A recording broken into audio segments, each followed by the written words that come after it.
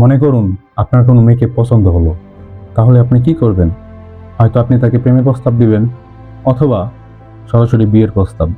কিন্তু যদি সেই মেয়ে আপনার প্রস্তাবে সাড়া না দেয়, তাহলে কি করবেন? হয়তো আপনি তার জীবন থেকে সরে আসবেন, নতুবা চেষ্টা করে যাবেন তার হৃদয় জয় করার। বাংলাদেশ সহ বিশ্বের অধিকাংশ দেশেই বিয়ে বা প্রেমের ক্ষেত্রে এটাই স্বাভাবিক রীতি। অস্বাভাবিক রীতি হচ্ছে আপনি যদি ক্ষমতাবান হন কিংবা খুবই দুঃসাহসী হন, তাহলে হয়তো আপনি আপনার পছন্দের সেই মেয়েকে তুলে নিয়ে গিয়ে বিয়ে করবেন। এক্ষেত্রে আপনি ব্যক্তি হিসেবে দুঃসাহসী হলেও বিয়ে করার পর হয়তো কিছুদিন কোথাও লুকিয়ে থাকবেন। কিন্তু মধ্য এশিয়ার দেশ কিরগিজস্তানের যুবকরা এত ঝামেলা পছন্দ করেন না। আমাদের দেশে বিয়ের ক্ষেত্রে যে নিয়মটি একেবারেই অস্বাভাবিক, কিরগিজস্তানে সেটি স্বাভাবিক তো বটেই, পরম্পরাও বলা হয়ে থাকে। কিরগিজ যুবকরা চাইলে যে কোনো মেয়েকে যে কোনো মুহূর্তে বিয়ে করতে পারে। হতে পারে সেই নারী তার পরিচিত কিংবা একেবারেই অপরিচিত। মনে করুন রাস্তায় হাঁটতে গিয়ে কোনো মেয়ে পছন্দ হলো, সাথে সাথে তুলে নিয়ে গিয়ে বিয়ে করতে পারে তারা। এক্ষেত্রে মেয়ের মতামত বা ভবিষ্যতের কোনো তোয়াক্কাই করা হয় না, বরং তুলে নিয়ে যাওয়ার সময় মেয়েরা যদি কান্নাকাটি করে, তাহলে সেই বিষয়টিকে আশীর্বাদ হিসেবেই দেখেন। তারা মনে করেন মেয়েরা যদি বিয়ের আগে কান্নাকাটি করে, তাহলে কপালে সুখ আছে। কিরগিজস্তানে মেয়েদের অপহরণ করে বিয়ে করার এই প্রাচীন প্রথাকে বলা হয় আলকাউচ, ইংরেজিতে যা ব্রাইট হাইজ্যাকিং বা ব্রাইট কিডন্যাপিং। কিরগিজস্তানের ছেলেরা ব্রাইট কিডন্যাপিং করার জন্য প্রথমে পরিবারের সদস্য ও বন্ধুদের সাথে পরামর্শ করে। পরিবার থেকে সম্মতি পাওয়ার পর পরিবারের পুরুষ সদস্য ও ঘনিষ্ঠ বন্ধুদের সহায়তায় পছন্দের নারীকে অপহরণ করে তারা। এরপর তাকে ছেলের বাড়িতে নিয়ে একটি কক্ষে আটকে রাখা হয় এবং ছেলের পরিবারের নারী সদস্যরা অপহৃত মেয়েকে বুঝিয়ে তার মাথায় একটি স্কার্ফ পরিয়ে দেওয়ার চেষ্টা করেন। এই স্কার্ফ পরিধানকে মেয়ের সম্মতি হিসেবে ধরা হয়। যতক্ষণ পর্যন্ত মেয়ে স্কার্ফ পরতে রাজি না হবে, ততক্ষণ পর্যন্ত ছেলের পরিবারের নারী সদস্যরা তাকে বোঝানোর চেষ্টা করবেন। মেয়ের সম্মতি পেতে কখনো কয়েক ঘন্টা, আবার কখনো কয়েক দিনও লাগে। এই সময় পর্যন্ত ছেলের পরিবার মেয়েকে এমনভাবে আটকে রাখে যাতে কোনোভাবে পালাতে না পারে। একবার মেয়ের মাথায় স্কার্ফ পরাতে পারলেই বিয়ের বাকি আনুষ্ঠানিকতা শুরু করা হয়। সবার প্রথমে চকলেট বা কোনো মিষ্টি জাতীয় খাবার ছিটিয়ে দেওয়া হয়। এরপর ধুমধাম করে বিয়ের আয়োজন করা হয়। কিরগিজরা মনে করেন যদি বিয়ের পর মেয়ে একদিন থাকতে পারে, তাহলে বাকি জীবনও থাকতে পারবে। এরপর ছেলের পরিবার প্রচুর উপহার সামগ্রী নিয়ে নতুন আত্মীয়র বাড়িতে যান। সেখানে গিয়ে তারা তাদের কৃতকর্মের জন্য ক্ষমা চান। এই ক্ষমা পেতেও অনেক নাটকের মঞ্চায়ন করা হয়।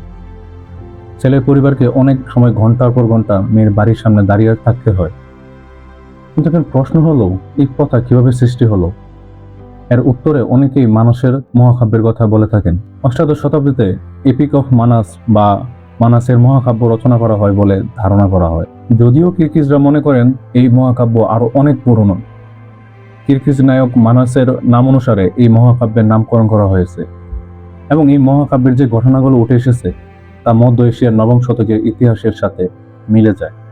কিরগিজদের কাছে সবার উপরে প্রথা, এমনকি তারা ধর্মের চেয়েও নিজেদের প্রথাকে অধিক গুরুত্ব দেন। তারা মনে করেন আলকাউচ বা ব্রাইট কিডন্যাপিং মানাসের সময়কাল থেকে বহুল চর্চিত একটি প্রথা। যদিও গবেষকদের দাবি প্রায় 5 লাখ চরণ সম্মিলিত মানাসের মহাকাব্যে এ ধরনের কোনো তথ্য নেই। এখন আবারও প্রশ্ন জাগে, তাহলে এই প্রথার মূল উৎপত্তি কোথা থেকে? কোনো কোনো গবেষকের মতে 19 শতকে কিরগিজস্তানে বিভিন্ন উপজাতি সম্প্রদায় ছিল, যারা অন্য গ্রামের মধ্য দিয়ে যাওয়ার সময় ঘোড়া, গবাদি পশু ও নারীদের চুরি করে নিয়ে যেত। অর্থাৎ সেই সময় চুরি করার একটা ঐতিহ্য ছিল, কিন্তু ঐতিহ্য হলেও তা ছিল অগ্রহণযোগ্য এবং এর কারণে বিভিন্ন উপজাতি সম্প্রদায়ের মধ্যে যুদ্ধ বেঁধে যেত। এছাড়া ব্রাইট কিডন্যাপিং এর পেছনে রাজনৈতিক ও অরাজনৈতিক কারণও রয়েছে।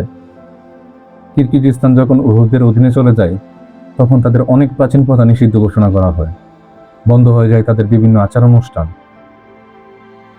সোভিয়েত ইউনিয়নের পতনের পর কিরগিজরা আবারও তাদের পুরনো ঐতিহ্যগুলো পুনরুজ্জীবিত করার চেষ্টা করতে থাকে।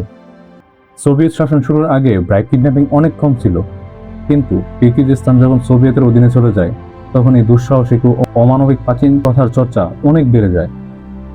কারণ সোভিয়েত সরকার 15 বছরের কম বয়সী মেয়েদের বিয়ে নিষিদ্ধ করে, এর পরিবর্তে ছেলে মেয়ে উভয় পড়াশোনা বাধ্যতামূলক করে দেয়। এছাড়া কিরগিজস্তানে বিয়ে করতে হলে ছেলেকে মেয়ের মূল্য বা কালিম পরিশোধ করতে হয়। কিন্তু সম্পদ রাষ্ট্রের অধীনে থাকায় স্কুল, কলেজ বা বিশ্ববিদ্যালয়ের পুরো ছাত্রদের কাছে বিয়ে করার মতো অর্থ ছিল না। এই পরিস্থিতি থেকে মুক্তি পাওয়ার জন্য ছেলেমেয়েরা পরিকল্পনা করে ব্রাইট কিডন্যাপিং এর মাধ্যমে বিয়ে করত। এতে করে কোনো কালীন দিতে হয় না। অনেক দরিদ্র কিরগিজ অর্থের অভাবে বিয়ে করার জন্য এই পদ্ধতি গ্রহণ করতে শুরু করে, ফলে ব্রাইড কিডন্যাপিং এর হার বাড়তে থাকে। সোভিয়েত ইউনিয়ন পতনের পর কিরগিজরা কমিউনিজমকে বিদায় করে আবারও ইসলামী জীবনধারায় ফিরে আসে। যদিও তারা আগে থেকে মুসলমান ছিল, স্বাধীন হওয়ার পর কিরগিজস্তানের বড় শহরগুলো আধুনিক হয়ে উঠলেও গ্রামগুলোতে এখনও প্রাচীন রীতিনীতির চর্চা চলছে এবং তা বেশ কঠোরভাবে।